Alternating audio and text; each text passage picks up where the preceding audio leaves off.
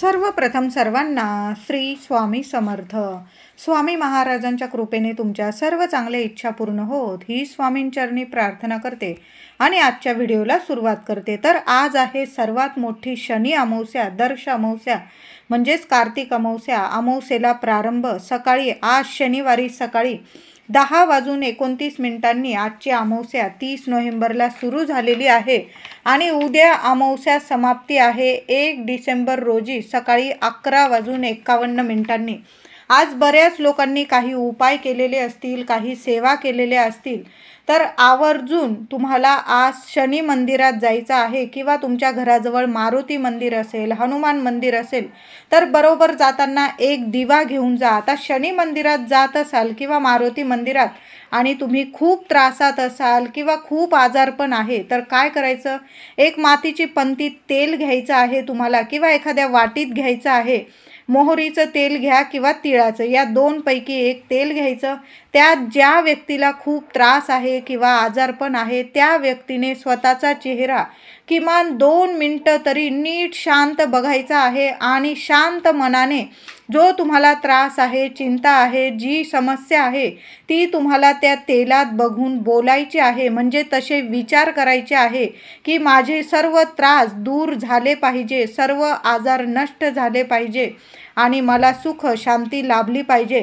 अशा पद्धतीने तुम्हाला त्या तेलात बघून तुम्हाला मनात ती इच्छा व्यक्त करायची आहे आणि ते तेल नेऊन तुम्हाला शनी मंदिरात किंवा मारुती मंदिरात किंवा तुम्हाला हनुमान मंदिरात, या 3 मंदिरांपैकी एका मंदिरात जाऊन तुमच्या घराजवळ जे मंदिर असेल त्या मंदिरात जायचं आणि तिथं प्रत्येक मंदिरात एक मोठा दिवा असतोच कायमस्वरूपी, म्हणजे 24 तास तो दिवा चालूच असतो.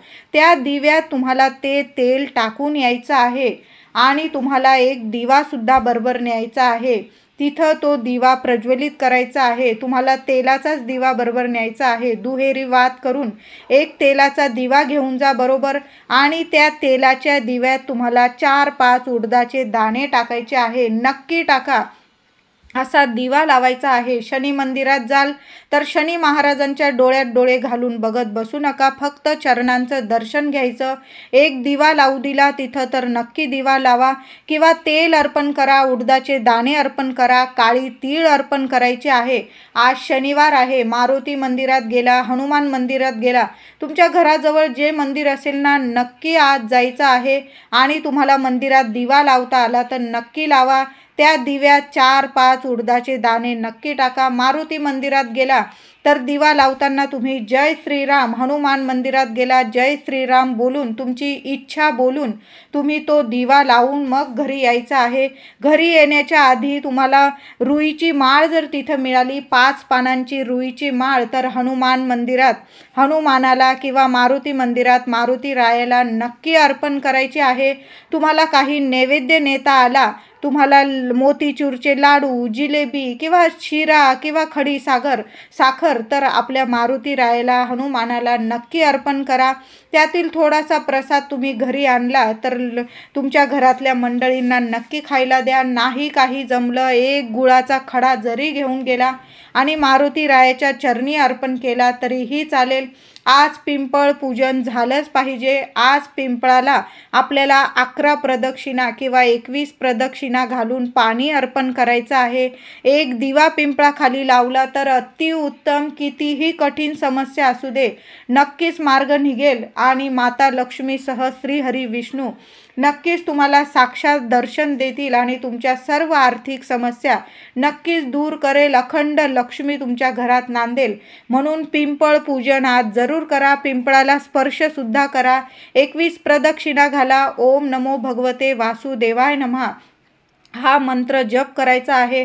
आज अंघोळीच्या पाण्यात तुम्ही खडं मीठ किंवा तुरटी टाकलेलीच असेल, तुमचा हा उपाय राहून गेलेला असेल तर उद्या 12 वाजेपर्यंत अमावस्या आहे. उद्या शनी अमावस्या म्हणजेच कार्तिक अमावस्या 12 वाजेपर्यंत आहे. सर्वांनी अंघोळीच्या पाण्यात टाकायचं आहे. मूठभर खडं मीठ किंवा चमचाभर खडं मीठ टाका आणि थोडंसं तुरटी टाकायची आहे. थोडासा खडा, लहानसा खडा तुरटीचा टाकायचा आहे आणि तुमच्याकडं गंगा जल असेल तर कार्तिक स्नान केल्याचं तुम्हाला पुण्य फळ मिळणार आहे. म्हणून सर्वांनी या 2-3 गोष्टी पाण्यात टाकून अंघोळ करा. अगदी लहान लेकरं असतील, चिडचिड करत असतील, अभ्यास करत नसतील किंवा काहीतरी म्हणजे त्यांना त्रास असेल, आरोग्य नीट राहत नसेल, तर महिलांनो आरोग्य नीट राहण्यासाठी आणि मुलांच्या आयुष्यातील सर्व अडचणी संकट संपण्यासाठी उद्या मुलांच्या पाण्यात सुद्धा आंघोळीच्या पाण्यात थोडंसं खडं मीठ टाका आणि तुरटी आणि थोडंसं गंगाजल. तुरटी आणि मीठ असं असतं की अमावस्येला या 2 गोष्टी जर पाण्यात टाकून आंघोळ केली, संपूर्ण जी काही आपल्या आजूबाजू आपल्यामध्ये नकारात्मकता असते, कुणी आपल्याला त्रास देण्याचा प्रयत्न करत असतो, तर तिथंच नष्ट पावते आणि आंघोळीच्या पाण्याद्वारे ती संपूर्ण नष्ट होते आणि आपल्या आयुष्यात सकारात्मकता येत असते. म्हणून आंघोळीचा हा उपाय नक्की करा. गंगाजल नसेल तर 10 रुपयाची बॉटल घेऊन या. तुम्हाला पूजा साहित्य भांडाराच्या दुकानात कुठंही मिळून जाईल किंवा स्वामी केंद्रात सुद्धा तुम्हाला मिळून जाईल. तर हा उपाय जरूर करायचा आहे. महिलांनो, आज काही उपाय राहून गेलेले असतील, सेवा राहून गेलेल्या असेल, तुम्ही उद्यासुद्धा करू शकता. जी तिथी सूर्योदय बघत असते ती संपूर्ण दिवस मानली जाते आणि उद्याची अमावस्या ही सूर्योदय बघणार आहे. म्हणून सूर्योदय बघितलेली तिथी ही संपूर्ण दिवस आहे. उद्यासुद्धा अमावस्या आहे, शनी अमावस्या आहे उद्या कार्तिक अमावस्या आहे. तर महिलांनो, आपल्याला लक्ष्मी मातेची आज संध्याकाळी जमली तर आज संध्याकाळी सुद्धा माता लक्ष्मीचा तुम्हाला 21 वेळा ओम श्रीम नमः बोलून माता लक्ष्मीला कुंकुमार्चन करायचं आहे. माझ्या काही मैत्रिणींना आज नाही जमलं तर उद्या जरी केली ही सेवा तरी चालेल. तुम्ही उद्यासुद्धा ही सेवा करू शकता. विष्णू सहस्त्र नामावली किमान 1 वेळा तरी पठण करा किंवा आपल्या घरात आज संध्याकाळी किंवा उद्या जरी लावून दिलं, दोन्ही दिवस लावा. व्यंकटेश स्तोत्र आज पण पठण करा, उद्यासुद्धा पठण करायचं आहे. आता भाताचा उपाय सांगत आहे. आज तुम्ही तुमच्या पितृदेवांसाठी कावळ्याला भात घास ठेवलेलाच असेल, राहून गेला असेल तर उद्या सकाळी 12 वाजेच्या आत आपल्या पितृदेवांसाठी आपल्या गच्चीवर किंवा एखादं झाड असेल तुमच्या दाराबाहेर तर कावळ्याला ताजा भात करायचा आहे. थोडासा ताजा अळणी भात शिजवून घ्या. महिलांनो, जरासा जास्तीचा भात करा, म्हणजे नजर वगैरे काढायची असेल मुलांची, पतीची, तुमची किंवा आजारी व्यक्ती असेल तो भात तुम्ही त्याला पण वापरला तरीही चालेल.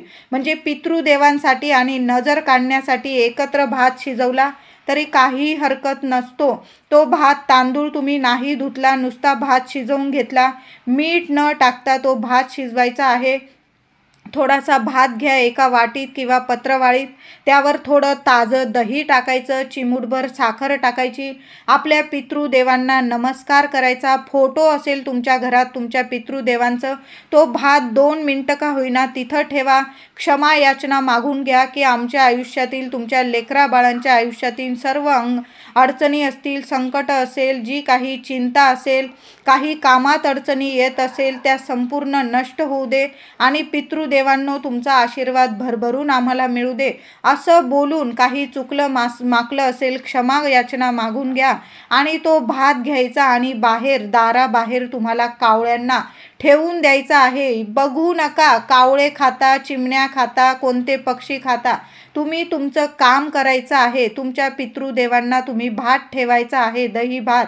ते कोण खातंय ते तुम्ही बघत बसू नका आणि घरात यायचं आहे. तर अशा पद्धतीने तुम्ही दर अमावस्येला जर असा पितृदेवांसाठी नुसता दही भात साखर ठेवला, खरंच सांगते अगदी 100 पिढ्यांचा पितृदोष नष्ट होतो. काही वेळा काय होतं, आपण खूप कष्ट घेतो, मेहनत घेतो, कष्टाला फळ मिळत नाही, घरात अडीअडचणी येतात. तर या अडीअडचणी का बरं येतात, तर पितृदेवांमुळे, म्हणजे पितृदोष असतो घराला, त्यामुळे सुद्धा अशा अडचणी येऊ शकतात. घराला जर पितृदेवांचा आशीर्वाद आणि कुलदेवीचा आशीर्वाद मिळत राहिला तर त्या घरात कधीही अडीअडचणी येत नाही. म्हणून पितृदेवांसाठी दर अमावस्येला काही नाही केलं ना, थोडासा दही भात करायचा महिलांनो आणि आपल्या दाराबाहेर तुम्ही जरी ठेवला, पुरुष मंडळी असतील तर त्यांच्या हाताने ठेवून घ्या, किंवा तुम्ही जरी ठेवला, लेकरांकडून ठेवून घेतला तरीही चालेल. फक्त त्या भाताला पाणी ओवाळत बसू नका. फक्त दही भात घ्यायचा आणि तो दही भात दाराबाहेर कावळ्याला ठेवून द्यायचा. तुम्ही गच्चीवर ठेवला तरीही चालेल, इतरांच्या गच्चीवर ठेवत बसू नका. आपल्या पितृदेवांसाठी आपल्याच गच्चीवर ठेवायचा आहे, किंवा तुम्ही दाराबाहेर एखाद्या झाडाखाली ठेवला तरीही चालेल. आता मुलांची दृष्ट काढायची असेल तुम्हाला, आज राहून गेलेली असेल, आज संध्याकाळी अगदी रात्रीसुद्धा तुम्ही दृष्ट काढू शकतात. आपल्या घरावरून सुद्धा तुम्हाला एक नारळ उतरवून टाकायचा आहे. तुमची गाडी वाहन असेल त्यावरनं सुद्धा एक नारळ ओवाळून एखाद्या कोपऱ्यात किंवा डस्टबिनमध्ये टाकून द्या. कुणाच्या पायाशी येईल असं टाकू नका.